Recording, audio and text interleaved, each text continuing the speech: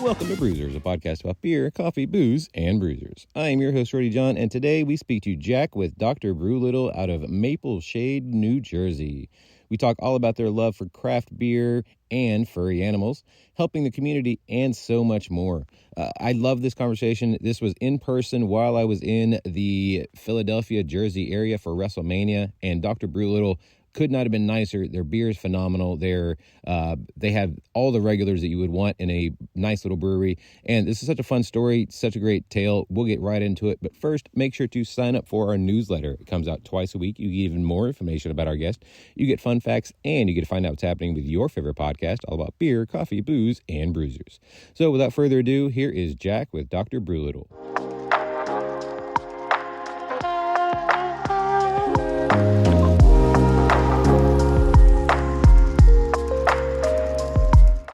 I would like to welcome to the show Jack with Dr. Brewlittle. How are you doing today, sir? Good, buddy. How are you? Doing well. Let's go all the way back in time. What is your earliest memory of beer? Oh, earliest memory. Weirdly enough, probably watching Predator with my dad when I was way too young to watch it. That makes sense. And then doing the classic kid getting a sip of beer from dad move. Yeah. I think my first sip of beer was a Coors Light. Nice. So watching a movie that I was way too young for. Yeah, just give me horrible nightmares for life, thinking aliens are going to come and just murder me. And then, like, my dad being like, hey, I want a sip of Coors Light, and then taking a sip of Coors Light. I think that's my earliest memory. I didn't have my first full beer, though, even though I have a brewery until I was, like, 20. Wow. I went, like, I was never, like, a kid in the wood kind of kid. Okay. So I never did, like, the, vodka in the woods and stuff, but I think my first full beer was a Blue Point Blueberry Ale when I was, like, 20 at, like, my parents' beach house. It was That sounds just, like, delightful. It was, but I was, like, 20. Like, I never really drank before then, honestly. I didn't see Predator fully until last year. Yeah. And one of my friend's kids was over there, and she was like 4 or 5, I think, at the time. Yeah. And she was watching with us, and I mean, it's not awful. It's not that bad of a movie. But the fucking skinned guys hanging from the trees was not. Look. We were like, tough look. It's okay. Yeah. She didn't freak out or anything, but she was questionable about it. Yeah, I must have been probably like the classic, like, between like 10 and 13, that kind of age. Oh, that's not bad then. Yeah, no. I mean, still, I was definitely a little 5 too is young not. for it, but Yeah. Well, what's even worse is I think it was a couple years ago. We watched this movie.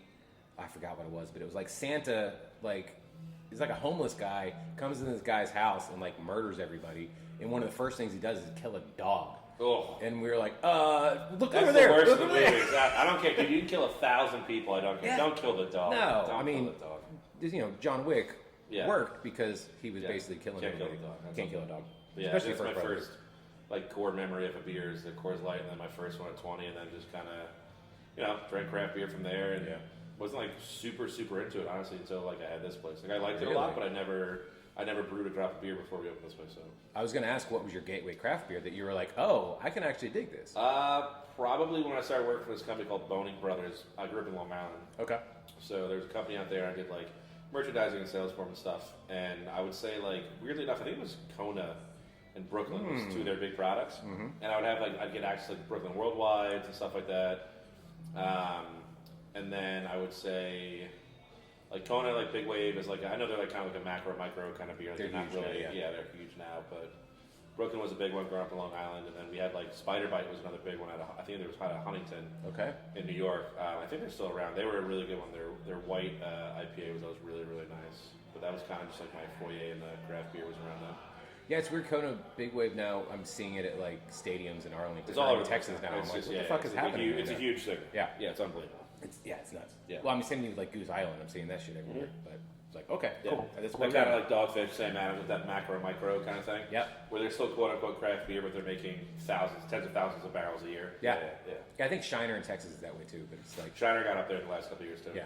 But it was weird because for a while you were paying export prices or import prices for Shiner. I'm like, motherfucker, I could drive up the street. Like, I don't know why. It's not, I don't know what you guys are thinking over here.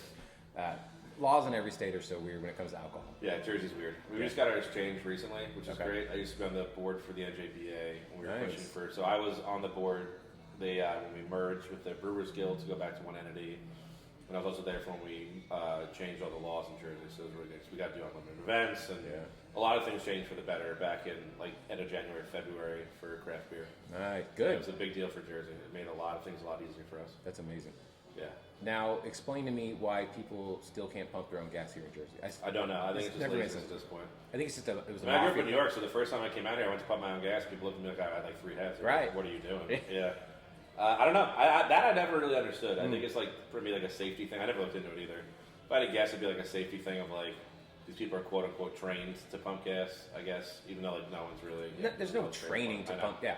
You push your nozzle and it fucking goes out. Make sure it doesn't spill out and you're good. Yeah, I never really understood that. That was always a weird thing to me. Yeah, when we were out here a couple years ago for fish in Atlantic City, and we stopped to get gas, and we got out like normal, like we were gonna pump our own gas, like you do everywhere else. And they're like, no, we'll do it. They'll fucking muscle you back in the car too. Like, you better get back in there. Yeah. It's got a spot up here, huh? It's the best. Just hanging out, enjoying life. Yeah, It's beautiful. So sunny outside. Yeah. Man. You gotta enjoy outside too. Say again. You gotta enjoy outside too. Yeah, I know. I'm just sitting out here by myself. I've been for the past like hour or so, but it feels so good out there. Like you don't need a jacket right I'm now. glad you're enjoying it. Word. And if you guys want to join, you're more than welcome. Thank All you, right, man. Thank you. So this place started in 2020, like you talked about before. Started under what people still call uncertain times. So yeah. Also, side note, that was awesome. That better. You gotta leave that in. Oh, he's staying in. That's Without a doubt. Yeah. I mean, if you're hanging out here at a brewery by yourself on a Sunday, it's a beautiful day. Why not? Fucking life. Yeah, it's like your own balcony. Yeah, I'm gonna take you away from that. I'm just like, oh man, all right. So, how in 2020 did you guys decide to open this? And then, I guess, since COVID was happening, obviously every state was a little different the way they handled things.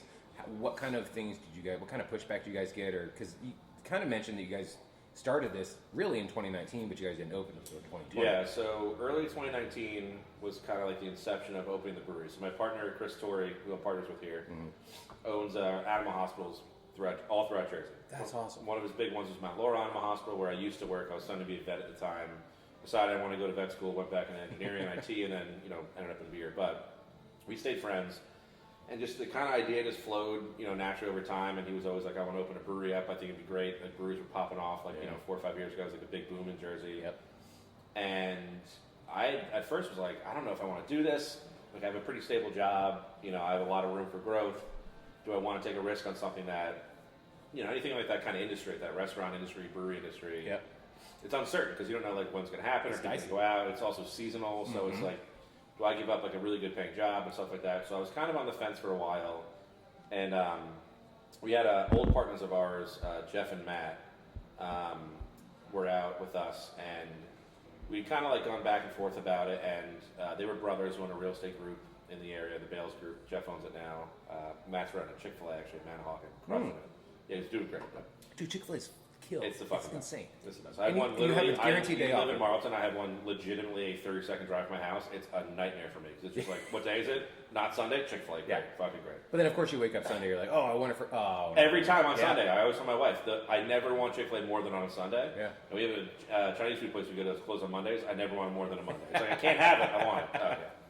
So we were talking. Chris was doing an expansion on his hospital and buying another one. I got really busy at work in like the IT department, and the Bales kind of had a bunch of stuff happen where they were like, "Hey, we're going to start like this mortgage property group, like this whole thing." So like we all had a bunch of stuff pop up at once. So we're like, let's back burner like doing the brewery thing. Okay. It's not the right time. We still want to do it. Like, we'll keep up with it. We'll keep the paperwork going. But like, let's take a few months off because we had a building. Weirdly enough, the building on the lot up here, the empty lot, was our original building that we bid on. We lost the bid on it. Oh. Yeah.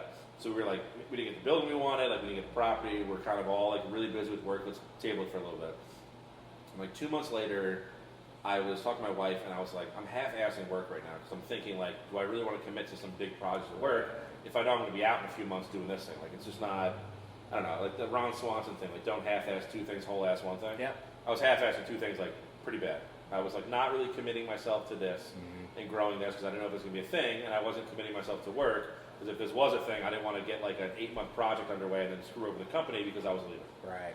So serendipitously, I talked to my wife. I think it was a Monday, and I go, hey, I want to let you know. Like, we were just dating at the time. We were like married. It's crazy that she stuck with me for all this. But I was like, we were just dating at the time. So I want to let you know, like, I'm going to talk to Chris and Jeff today, and I'm going to tell them we're pulling the trigger on the brewery, and we're like doing something, or like I'm out.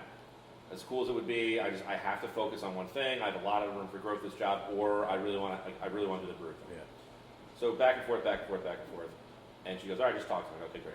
So I scheduled a call talks with the two of them, and weirdly enough, Jeff was like, oh, I was just going to schedule a call talk to you guys too. So I'm like, okay, well, let's talk at like 3, 4 o'clock, whatever it is. So we go out. Jeff calls us and he goes, before we start anything, by the way, I have a building. And I was like, what are you talking about? He's like, we bought a building. I was like, what do you mean you bought a building? Like, for what? Like, it's not anything I care about. Like, what do you mean you bought a building? He's like, there's a building that was 2 doors over from where our original lot was, which is, literally 2 doors over. Yeah. Is here. He's like, the guy was selling. I got this weird contact for it. Before it went on market, I bought it because worst case scenario, it's on Main Street, Maple Shade. I'll make it into something, it's fine. Yeah. So he just bought the building. He just sent it on the building. We went in, we saw it, we loved it, and then before I knew it, like, that was probably in I would say July, August, and in October of 2019, I quit my job. Wow. So I left to run this full time, do all the design work for it, work with the contractors, hire everybody, do everything for this place. We were slated to open in March of 2020, and then COVID, and then going right back before to, or after? What do you mean? Were you guys supposed to open before the pandemic happened? Yeah, or after? so we were pretty on track for everything. Right, we were paperwork was in, we were kind of getting there. Had a couple issues with the state, but nothing major at the time. And so we thought all right, March would kind of be our opening day. We actually had it slated for St. Patrick's Day weekend, literally the fucking weekend all happened of 2020. So long, obviously a long story of certain time thing, but we, COVID hit, everything shut down. The state went down 1 day every other week. The communication with them was really tough to do. So stuff that should have taken maybe an extra month or two took 6 or 7 extra months. Jesus. So we didn't get our temporary authorization permit, our tap license, to open up until I want to say mid-August to late August of 2020. And so we then announced we have our license. Holy shit, it's finally happening. Yeah. I mean, it was a big period. It's sure. 5-6 months of just what's happening. The building's done. We're not making any money on it. So the week that we announced that we were going to open up, Governor Murphy from New Jersey, announced that New Jersey was going back up to 25% capacity indoors. Okay. So it just worked out. Yeah. So we went from a model of we're going to only crowd beer, we're going to serve out the front with the big front windows we have. Yeah. So we're going to be to go only, and then all of a sudden it was boom, you get 25%. I was okay, that changes everything. Yeah. So we switched a bunch of stuff up, started brewing. Me and my brewer put in 3 days in a row of 18-hour days. So we were just double batching everything. We were we need 6, 7 things on tap. So day one came. It was Labor Day weekend of 2020. Wow. Day one comes. We literally had a line 2.5 blocks long because we had 25% inside. Yeah. We didn't have upstairs open up yet because this wasn't finished.